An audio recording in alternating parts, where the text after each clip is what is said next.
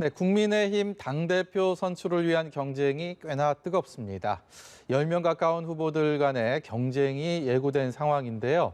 오늘 1번 지원장에서는 일찌감치 도전장을 던진 4선의 홍문표 의원을 만나보도록 하겠습니다. 안녕하세요. 안녕하십니까. 복장도 굉장히 좀 독특하십니다. 이제 전당대회 출마하시면서 이렇게 좀 외연 확장, 접촉면을 넓히기 위한 그런 노력이 일환이 아닌가 혼자 생각을 해봤습니다. 지난주에 인사청문 전국이 여야 간 굉장히 뜨거웠습니다. 이제 김호수 검찰총장 후보자 인사청문회 어떻게 할 것인가라는 얘기 많이 나오는데 네. 그 앙금이 남아서일까요? 뭐 별다른 지금 계획이나 이런 건 나온 게 없는 것 같아요. 글쎄 뭐 인사청문회라는 것이 국회가 갖고 있는 유일한 국민의 소리를 반영하는 그런 소위 국회인데 예. 뭐 아시다시피 대통령께서 29번의 우리 야당이 반대하는 장관들 임명을 소위 단독으로 했거든요. 예. 근데 요번에 또 3분 중에 한 분은 뭐 자진 사퇴를 했고 2분 또 총리 이렇게 하고 보니까 이 전국이 더 아주 냉랭하게 뭐 얼어붙었다고나 할까. 소위 미니 수렴이 아니라 아직도 뭐 4월 7일 우리 보궐선거를 보고 우리 국민도 놀랬고 또 주위 뭐 야당도 그렇고 또 대통령이나 민주당도 참 놀랬다, 반성한다 이런 얘기를 그분들이 하셨는데 예. 이번 인사를 보니까 뭐 아무 뭐 반성한 게 없어요. 그렇다면 이건 국민을 우러오는 것이다. 이렇게 저희들이 보고 나머지 절차는 그렇게 민주당이 또 청와대가 생각하는 대로 할 수는 없다. 이제 그런 상황이 지금 놓여 있습니다. 김호수 후보자도 검찰총장의 자격이 안 된다. 이것이 국민의힘의 입장입니까, 현재? 그렇습니다. 왜 그러냐면은 김호수 이분에 대해서는 뭐 이미 상식을 벗어난 편견의 인물로 우리가 각인이 돼 있고 또 과거 그분이 업적으로 보더라도 뭐 조국, 추미애 뭐 등등 많은 분들이 아주 측근거리에서 참모로 일했던 분인데 예. 이게 한 60일 비어 있었거든요. 예. 그 검찰총장이. 그리고 바로 이 꺼낸 카드가 이렇게 완전히 이건 친위부대거든.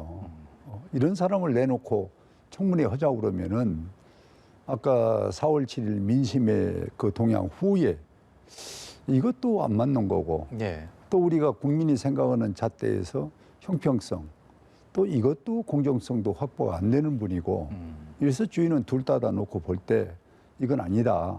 이래서 저희들은 청문회 자체를 거부하는 그런 상황에 놓여 있는 거예요. 예, 참 전국이 정말 차갑네요.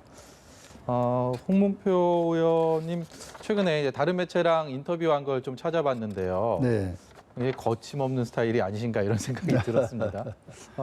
일례로 이제 방송인 김어준 씨에게 직접 보궐선거 이후에 잘 나갈 때 그만둬라 이런 말씀도 하셨고 대통령 지지율 20대 초반 되면 사임하는 게 좋다 이런 말씀도 하셔갖고 이게 의도한 발언들인지 평소에 지론이신지 홍 의원님의 스타일이 어떤 분인가 굉장히 궁금했습니다. 어떤 분이십니까?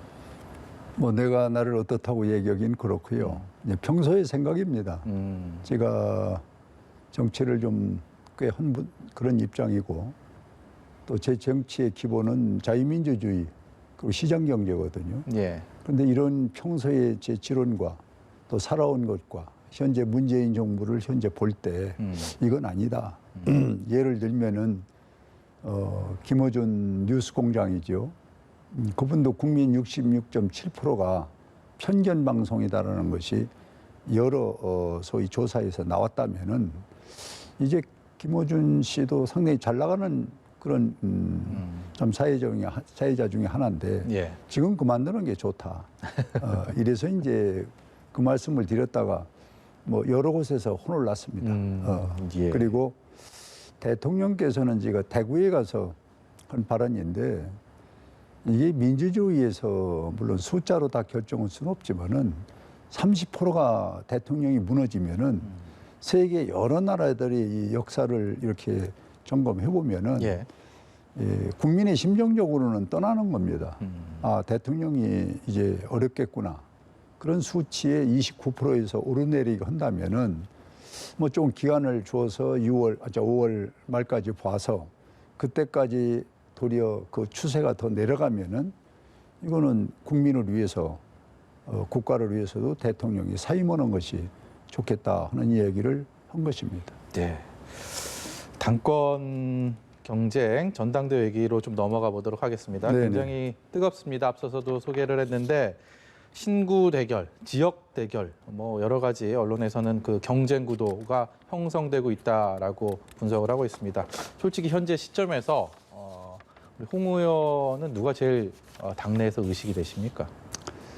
지금 뭐 누가 이제 등록된 분들이 아직은 없고 의사 표명을 한 분도 있고 안 한 분이 예. 있기 때문에 전체 다 아우른다면 어떻습니까? 예, 뭐콕 찍어서 누구라고 할 수는 없지만은 네. 뭐 다 그분들이 장점이 있기 때문에 저는 뭐 누가 되든 아주 어려운 상대다 이렇게 봅니다. 어려운 상대다. 네.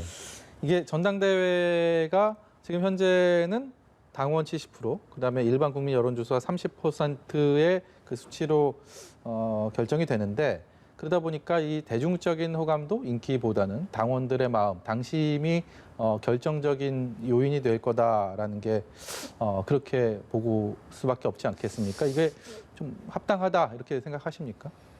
저는 그 당원 없는 우리 지구당이나 정당은 있을 수가 없죠.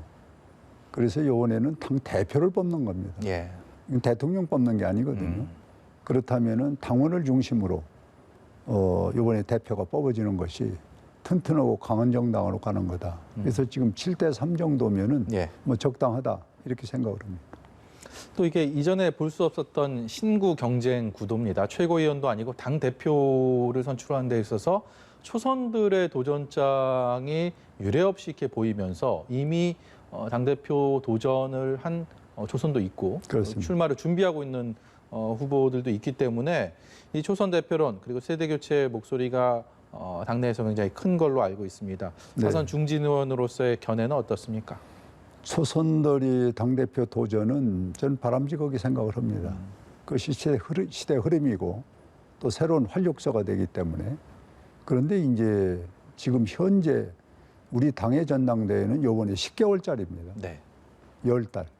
그럼 10달을 3월 9일에서 역산을 해서 6월로 맞춰 보면은 11월까지 우리가 할 일이 딱 정해져 있어요. 뭐 예를 들면은 자강을 먼저 해야 되겠죠. 우리는 지금 5번의 비상대책위원회를 거치다 보니까 뭐 적당히 몇 개월 하다 또 가고 몇 개월 하다 가고 이걸 5번을 하다 보니까 당의 정체성이 지금 거의 허물어졌어요. 또 조직력도 그렇고 또 정책을 생산할 수 있는 능력도 좀 많이 부족 떨어지고 그렇다면 빨리 당의 모습을 되찾아야 된다. 가는 방향을 정하고 그리고 조직이 살아 움직이고 정책을 생산하고 이런 자강이 만들어지고 나서는 통합을 해야 됩니다. 지난번 안철수 대표와 하려고 했다가 지금 미루고 있는 이 통합이 되고 그러고 나면 이제 수권정당의 모양이 갖춰지겠죠. 그러면은 지금 밖에나 안에 있는 대통령 후보들이 이제 그때부터 우리가 하나로 모으는 이 작업. 이렇게 수권이라는 이름으로 후보를 생산해내는 그 과정이 11월 초순까지 돼야 됩니다. 그럼 지금 7월, 8월, 9월, 11월이니까 3개월 좀 남았거든요. 이 안에 이 엄청난 문제를 우리가 해결하는 데는 저는 그래도 경험이 있는 분이 당을 대표를 맡아야지 그냥 선언적으로 구호로 나는 할 수 있다, 또 이거는 한다. 이건 조직 하나 건드리지도 못한 상태에서 그냥 11월이 오면은 역부족일 것이다. 역부족에다가 이제 후보들이 여야가 이제 뭐 한 10여 명 움직일 거 아닙니까? 네. 그럼 대한민국 전국이 이제 여야의 대통령 후보로 이제 들썩거리죠. 그러고 나면 당에 자강할 수 있는 힘도 없고 거기에 쏠려가지고 그러면 이렇게 가다 보면은 집권당이 유리할 수가 있다. 예. 그래서 우리는 짧은 기간 안에 당에 소위 자강을 하고 또 수권정당의 시스템을 만들려면은 좀 당의 경험과 또 전술 전략 이런 것이 좀 경험이 있는 분이 네. 당 대표를 맡는 것이 강한 정당으로 수권 정당으로 가는데 좋지 않겠냐 이런 견해를 갖고 있는 겁니다. 말씀 중에 수권 정당이라는 말씀을 정말 많이 강조를 하셔서 이 당 대표가 되면 목숨을 걸고 좋은 대선 후보를 데려와서 정권을 되찾겠다라는 말씀하셨길래 저는 이 좋은 후보 그리고 데려와 이 두 가지 단어가 굉장히 눈에 띄었거든요. 일단 좋은 후보는 어떤 후보일지, 이길 수 있는 후보일지에 대한 걸 여쭤보고 싶고요. 그 특정인을 염두하신 건지도 아울러 여쭤보고요. 그리고 데려온다라는 거는 지금 국민의힘 밖에 서 있는 누군가를 안으로 데려와야 된다 이런 의미신지도 아울러 여쭤보겠습니다. 국민이 선호하는 후보를 우리가 다방면으로 찾으면은 좋은 후보가 나온다고 봅니다. 지금까지 뭐 나와 있는 여러 그 닉네임이 오르내리는 분들, 저는 그 중에 좋은 후보가 있다고 보고 있습니다. 누구입니까? 이름을 대긴 또 그렇지 않습니까? 뭐 하나의 군으로 이렇게 표현할 수밖에 없는데, 그 다음에 이제 데려온다는 건 어떻게 보면 또 모셔온다는 얘기도 되는데, 예. 뭐 당내 외에서 이번에 우리는 통틀어서 후보를 구하는 거지 한쪽만 보고 할 수는 없습니다. 그건 우리 당의 사장이 지금 상황이 그렇지 않습니까? 예.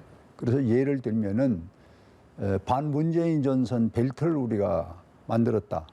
그럼 거기에 이제 들어올 수 있거니 그분들을 모셔야죠. 그래서 이제 그 룰을 누가 어떻게 만들 거냐 하는 것이 난 이번 대통령 후보를 잘 뽑는 것. 또 그것이 곧 정권을 우리가 잡는 길이다. 그래서 이 후보를 뽑을 때에 당대표의 역할인 제가 된다면은 저는 거기서 손을 떼고 빠질 겁니다.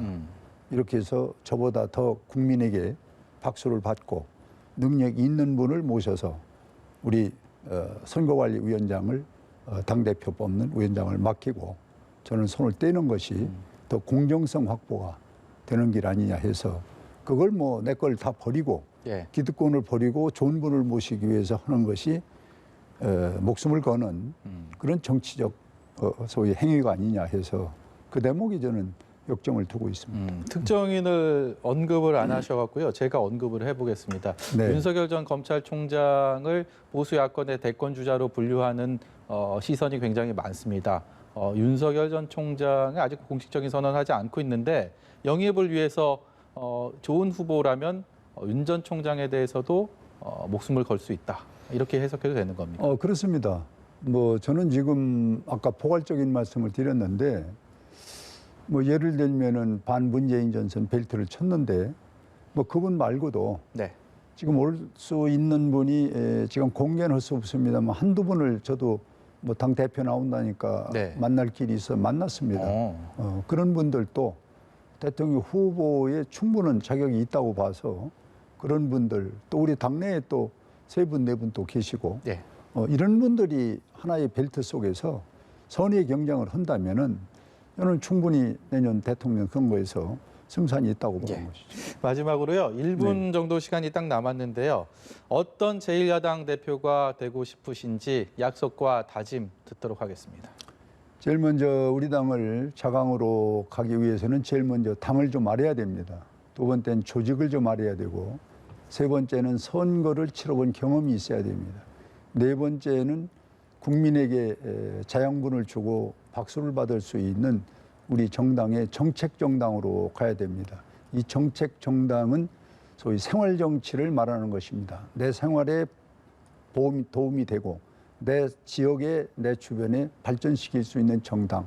이렇게 우리는 생활 정치로 기본 틀을 바꾸는 것이 이 시대의 개혁, 변화다.